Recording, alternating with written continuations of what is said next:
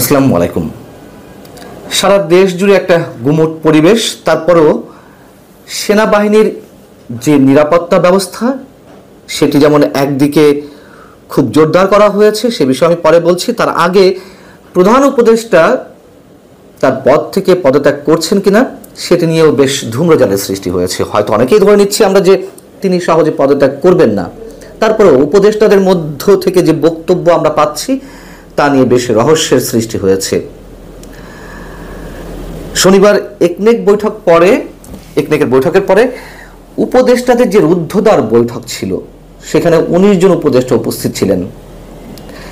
বৈঠক শেষে পরিকল্পনা উপদেষ্টা ডক্টর ওয়াহিদুদ্দিন মাহমুদকে প্রশ্ন করা হয়েছিল সাংবাদিকদের পক্ষ থেকে যে বৈঠকে প্রধান উপদেষ্টা পদত্যাগ সম্পর্কে কোনো কথাবার্তা হয়েছে কিনা। তিনি যে কথাগুলো বললেন সেগুলো একটু ডিপ্লোম্যাটিক, যদিও বলেছেন যে না, তিনি যাচ্ছেন না, তিনি চলে যাবেন বলেননি। অর্থাৎ প্রধান উপদেষ্টা এমন কোনো কথা বলেননি যে তিনি চলে যাবেন। তিনি অবশ্যই থাকছেন। আমাদের উপর অর্পিত দায়িত্ব, বড় দায়িত্ব, এই দায়িত্ব ছেড়ে আমরা যেতে পারবো না। আমরা যে কাজ করছি এবং এসব কাজ করতে গিয়ে প্রতিবন্ধকতা সৃষ্টি হচ্ছে, আমরা সবাই প্রতিবন্ধকতা চিহ্নিত করছি। এই হচ্ছে ডক্টর ওয়াহিদুদ্দিন মাহমুদের কথা। এবং অন্যান্য যে উপদেষ্টা তারাও যে কথাগুলো বললেন বা মুখে কেউ কেউ কুলু পেটে আছেন, সেখান থেকেও রহস্যের সৃষ্টি হচ্ছে, ঘনীভূত হচ্ছে। ডক্টর ওয়াহিদুদ্দিন মাহমুদ কিন্তু স্পষ্ট করে বললেন না যে কোনো আলোচনা হয়েছে কিনা, শুধু বললেন, তিনি বলেননি যে তিনি ছেড়ে যাবেন। বন, পরিবেশ ও জলবায়ু বিষয়ক উপদেষ্টা সৈয়দা রিজওয়ানা হাসান, বেশ কর্তৃত্ব দেখানো যে ব্যক্তি, তিনি, তার কাছেও প্রশ্ন ছিল যে প্রধান উপদেষ্টা পদত্যাগ করছেন কিনা। তিনি বলছেন যে এ বিষয়ে কোনো আলোচনা হয়নি উপদেষ্টা পরিষদের বৈঠকে। কি নিয়ে আলোচনা হয়েছে? সমস্যা নিয়ে কথা হয়েছে এবং কে কোন বিষয়ে কোথায় কথা বলবে সে বিষয়ে কথা হয়েছে। এই যে একটু আগে আমি বলছিলাম, বেশ কর্তৃত্বের অধিকারী উপদেষ্টা সৈয়দ রেজওয়ানা হাসান, তার হাবভাব গত ৯ মাসে আমরা যা দেখেছি, কখনো কখনো মনে হয়েছে যে তিনিই গভর্নমেন্ট লিড করছেন। যাই হোক, তিনি বলেছেন, তার মুখ থেকে বেরিয়েছে যে কে কোথায় কোন কথা বলবে সে বিষয়ে কথা হয়েছে। উপদেষ্টা আলী ইমাম মজুমদার, তিনি মুখে কুলু পেটেছিলেন সাংবাদিকদের প্রশ্নের জবাবে। তিনি বলেছেন যে আমি কিছু বলতে পারছি না। আসিফ মাহমুদ সজীব ভুইয়া এবং পররাষ্ট্র উপদেষ্টা তৌহিদ হোসেন, তাদের কাছেও জিজ্ঞাসা করা হয়েছিল প্রধান উপদেষ্টা তার পদত্যাগ করা বা না করা নিয়ে কিছু বলেছেন কিনা, অথবা উপদেষ্টা পরিষদে কোনো আলোচনা হয়েছে কিনা। আলী ইমাম মজুমদার তো তাও তো একটা লাইন উল্লেখ করেছেন যে আমি কিছু বলতে পারছি না। আর তারা দুজন কোনো কথাই বের করেননি। এখন বৈঠকে উপদেষ্টাদের বাইরে আর কাউকে রাখা হয়নি। একনেক বৈঠক ছিল, সেখানে যারা সচিব পর্যায়ে যারা ছিলেন, মন্ত্রিপরিষদ সচিব, পরিকল্পনা সচিব এবং সরকারি অন্যান্য কর্মকর্তা, তারা সবাই যখন একে একে বেরিয়ে গেলেন তখন রুদ্ধদ্বার বৈঠকটি অনুষ্ঠিত হলো। এদিকে বিকাল ৫টার পরে একটি বিবৃতি দেওয়া হয়েছে উপদেষ্টা পরিষদের পক্ষ থেকে। এই প্রথম এক্সাম্পল সৃষ্টি করা হলো সম্ভবত গত ৯.৫ মাসে উপদেষ্টা পরিষদের পক্ষ থেকে বিবৃতি। এর আগে আমরা কি দেখেছি, প্রেস উইং থেকে বিবৃতি প্রধান উপদেষ্টার। কখনো কখনো প্রধান উপদেষ্টার দায়িত্ব পালন করেছেন মিস্টার শফিকুল আলম, প্রধান উপদেষ্টা প্রেস সচিব।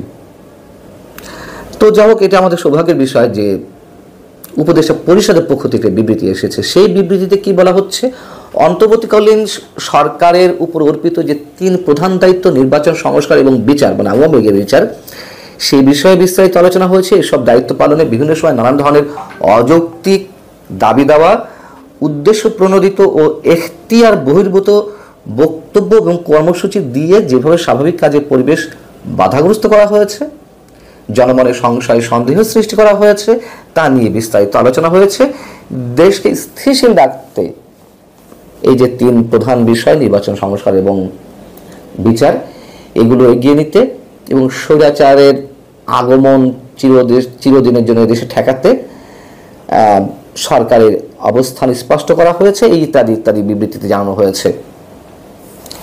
তার মানে প্রধান উপদেষ্টার পদত্যাগের বিষয়টি, এটি সম্পর্কে ক্লিয়ার কোনো মেসেজ পাওয়া যাচ্ছে না। তবে রোববার সর্বদলীয় সভা আহ্বান করা হয়েছে, মানে সব রাজনৈতিক দলের নেতাদের সঙ্গে। এটি অবশ্যই একটা ইম্পর্টেন্ট, এবং ধারণা অনেকে আমরা করছি যে তিনি হয়তো সহসায় পদত্যাগ করবেন না ডক্টর মোহাম্মদ ইউনূস। আবার অনেকের ধারণা যে তাকে যেতেই হবে, 10 দিন আগে হোক বা পরে হোক সেটা অন্য বিষয়। তবে রোববারের বৈঠকটি নিঃসন্দেহে অনেক গুরুত্বপূর্ণ।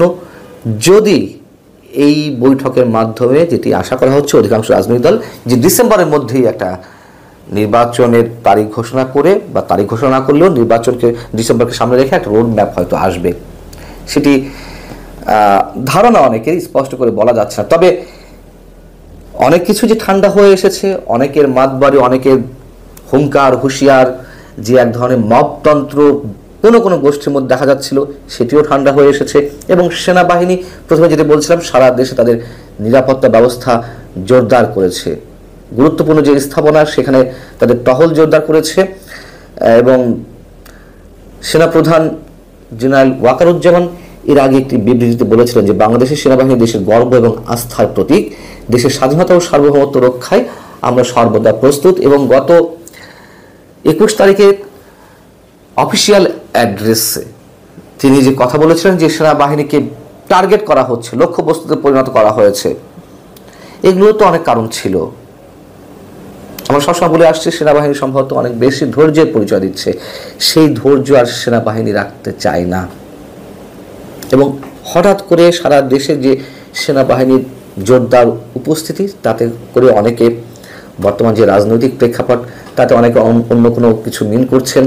তবে সেনাবাহিনী থেকে আবার এটুকুও বলা হয়েছে যে সারা দেশে যে সেনা সদস্যদের উপস্থিতি, এতে করে কারোর আতঙ্কিত হওয়ার কিছু নেই। তবে মানুষের মন বলে তো কথা, নানান ধরনের রাজনৈতিক হিসাব নিকাশ, নানান ধরনের গুঞ্জন। তবে আপাতত আমাদের মনে হয় না আপাতত সেনাবাহিনী নিশ্চয় ওই দিকে যাচ্ছে যা মানুষ ভাবছে, সেরকম কিছু না। সবচেয়ে বড় কথা হচ্ছে ডক্টর মোহাম্মদ ইউনূস এখন কোন ভূমিকা অবতীর্ণ হবেন সেটি দেখার বিষয়। তিনি যেই ভূমিকাটা এতদিন পালন করে এসেছেন, চরম পক্ষপাতমূলক, সেখান থেকে বেরিয়ে আসতে পারেন কিনা, তার উপরে রাজনৈতিক দলগুলো আস্থা রাখতে পারেন কিনা, অথবা অনেকে এও বলছেন যে তিনি যদি থাকেনও নির্বাচন সুষ্ঠু হবে না। খুব স্বাভাবিক কথা, গত 9.5 মাসের যা কিছু আমরা দেখেছি সরকারের পক্ষ থেকে, তাদের উপর আস্থা রাখার ন্যূনতম কোনো জায়গা নেই। এবং বিশেষ একটি দলকে, জাতীয় নাগরিক পার্টি, তাদের সব কিছুতে যে কর্তৃত্ববাদ এবং তাদের দ্বারা সরকার যেভাবে নিয়ন্ত্রিত হয়েছে, তাতে খুব এখনো পর্যন্ত স্পষ্ট করে বলা যায় নির্বাচন ডক্টর মোহাম্মদ ইউনূসের অধীনে হলে সেটা আদৌ সুষ্ঠু হবে কিনা, যতই তিনি প্রতিশ্রুতি দিক, এটা প্রশ্নের বাইরে থেকে কোনো কিছু করা সম্ভব হবে কিনা, সেটাই অনেকের উদ্বেগের বিষয়। আল্লাহ হাফেজ, ভালো থাকুন সবাই।